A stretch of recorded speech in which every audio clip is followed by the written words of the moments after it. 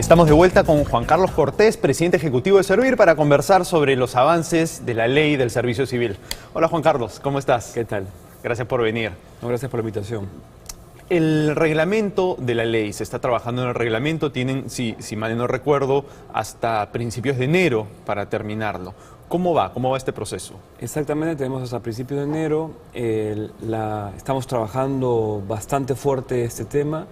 Se ha reactivado la comisión que elaboró la ley, donde está participando Secretaría de Gestión Pública, PCM, el Ministerio de Trabajo, Ministerio de Economía y nosotros.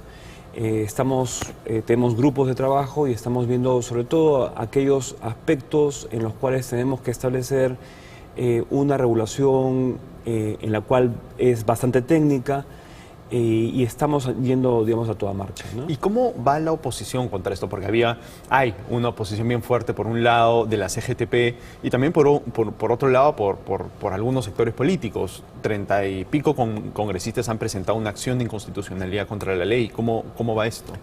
Digamos que las partes de la ley que están siendo digamos, cuestionadas a través del Tribunal Constitucional o a través de proyectos de leyes tienen que ver básicamente con algunos aspectos concretos. Principalmente el tema de derechos colectivos, en especial el tema de negociación colectiva, luego el tema de la supresión de puestos y temas vinculados alrededor de esto.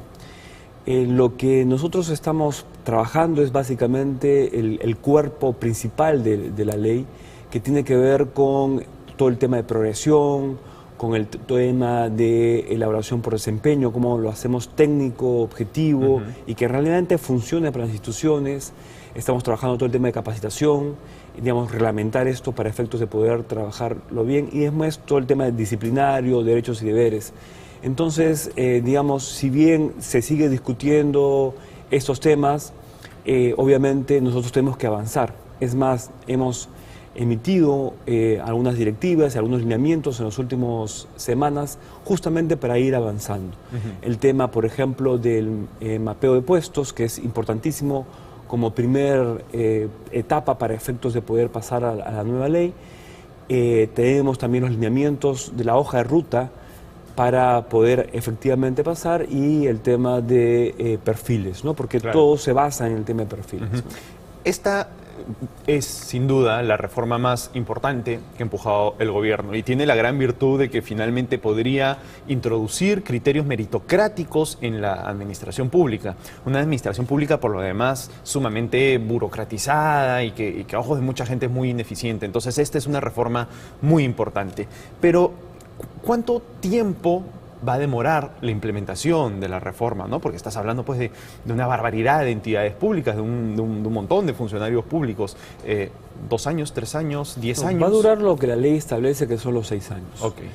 Digamos, ya en este momento hay varias instituciones que están ya trabajando los instrumentos de recursos humanos y los instrumentos de la propia, el tema de cambio de procesos para efectos de poder implementar la ley. Hay algunas que estarán al final, que son las, digamos, más complicadas, o por el número importante de trabajadores que tenga, o porque tiene demasiadas funciones que realiza, o porque son muy pequeñitas.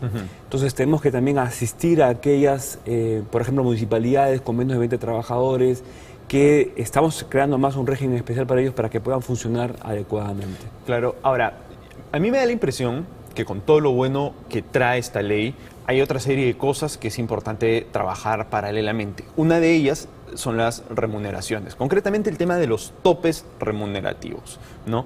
Actualmente no se puede pagar a un funcionario público, si mal no recuerdo, más de 15.600 soles, me parece. Sí, pero eso se está derogando, se ha derogado por la norma para efectos de los que pasen a la nueva ley. Por eso, entonces, esto es bien importante justamente porque impide jalar nuevo talento al Estado, retener talento. Con la nueva ley, ¿qué es lo que podemos esperar ver en el tema de topes remunerativos en los años que vienen? El principio es que los trabajadores que trabajan en el Estado, todos, tengan que ser adecuadamente remunerados. Esta lógica que ha habido de que porque trabajan en el Estado tienen que ganar poco y tienen que ganar muy poco, en muchos casos no tiene ningún asidero. nosotros tenemos que pagar adecuadamente, porque además hay una cosa muy simple. Si hay personas que reciben inversión en capacitación más un salario adecuado, obviamente, digamos, el esfuerzo que ellos realizan va a estar totalmente compensado con el servicio que se presta al ciudadano. Por lo tanto, el principio es un principio distinto. Ahora, ¿qué va a pasar? Digamos, en principio la ley ha establecido la eliminación de los topes para aquellas entidades que pasen a la nueva ley, y obviamente eso va a significar que sobre la base de la valorización de puestos que vamos a hacer para todas las instituciones y en aplicación en cada una de las instituciones, eso va a tener una mejor manera de poder ver el crecimiento de cada uno. Entonces, por ejemplo, ahora que tengo un salario o una remuneración, digamos, no muy buena, en la nueva ley voy a tener algo mejor y con las posibilidades de ir creciendo en mi remuneración. Pero, por ejemplo, el próximo año, con las entidades con las que se empiece, ¿de qué sueldos ya podemos estar hablando? O sea, ¿va a ser algo realmente competitivo? Estoy hablando de los sueldos tope, ¿no? Para tener una idea. ¿Va a ser algo realmente competitivo con el sector privado? Nunca vamos a tener los mismos sueldos que el sector privado. O sea, eso es imposible de hacer porque, digamos, el privado se maneja por otras circunstancias, pero sí lo suficientemente atractivo para hacer esa mezcla importante de la satisfacción de las cosas que se hacen en el sector público, que a veces que son mayores que en el sector privado, y por otro lado tener una adecuada remuneración. Entonces, sí se está trabajando eso de ser realmente atractivo. Pero además hay otro tema adicional, y es que estamos pensando y trabajando y estableciendo los lineamientos, sobre todo en el tema de inversión en capacitación. Ya lo hemos visto, por ejemplo, en el caso de el programa intensivo de directivos que hemos tenido hace unos meses, que han sido básicamente para personal de salud, 76 personas, y que donde han visto que la inversión que el Estado, en este caso Servir, ha tenido con respecto a ellos, va a tener frutos importantes. Hemos, hecho una inversión bien importante económica y en tiempo, y creo que eso va a significar a tener administradores de hospitales o redes hospitalarias mejores y con una satisfacción de los ciudadanos. Entonces, digamos, la atractividad del sector público va a estar en remuneración, en lo que uno hace realmente, y evitar las trabas y estas desazones que podemos tener, y luego en el tema de capacitación. Claro. Ahora, todo el tema de capacitación y evaluación en todas las entidades va a tener que ser coordinado con Servir, ¿cierto?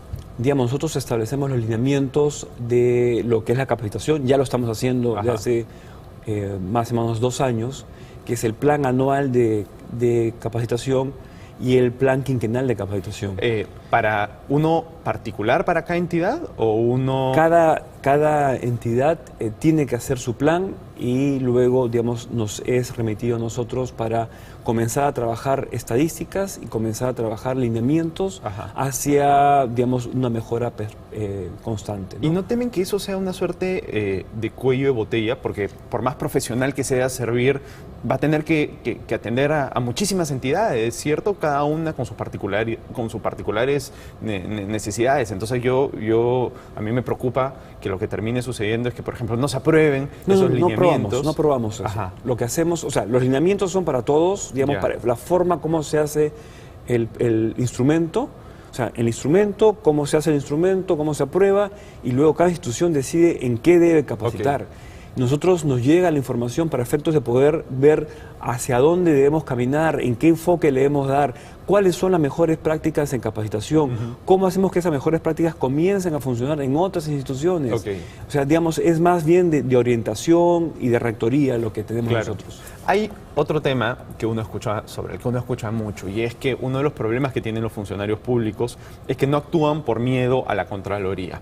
Tengo una cifra acá que a mí me llamó mucho la atención, que la dio el mismo Contralor, que es que en los últimos 4 años la Contraloría denunció a 4.000 funcionarios, pero solo se lograron 90 condenas. Esto es un indicador de que la Contraloría quizá está denunciando por gusto, ¿no? Porque de 4.000 casos que siguen solamente, digamos, llegan a condenar a 90 personas. Y bueno, y lo que te dice mucha gente, sí, pues esto genera un problema porque los funcionarios públicos quisieran hacer las cosas, pero muchas veces no lo hacen porque le tienen miedo a la Contraloría. ¿Tú compartes esta opinión? Es cierto, sí, es cierto. Y por eso hemos dos cosas que hemos hecho. En primer lugar, en la ley se ha establecido asistencia legal para todos. Ya. Entonces, digamos, de alguna manera es decirles, darles un respaldo.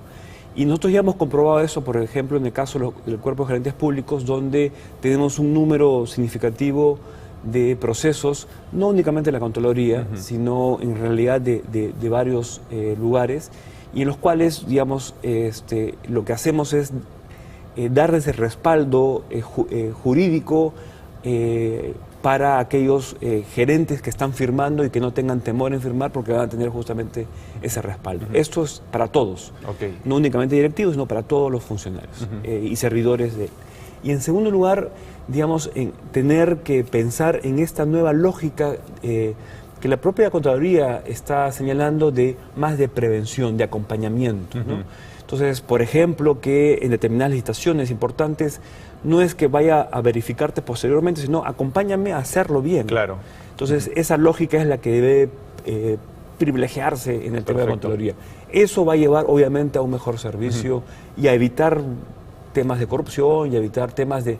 Además, porque en muchos casos no son necesariamente de corrupción, sino de fallas, ¿no? De acuerdo, sí, perfecto. Bueno, Juan Carlos, se nos ha acabado el tiempo, pero te agradezco muchísimo que hayas venido. No, gracias a ti. Gracias.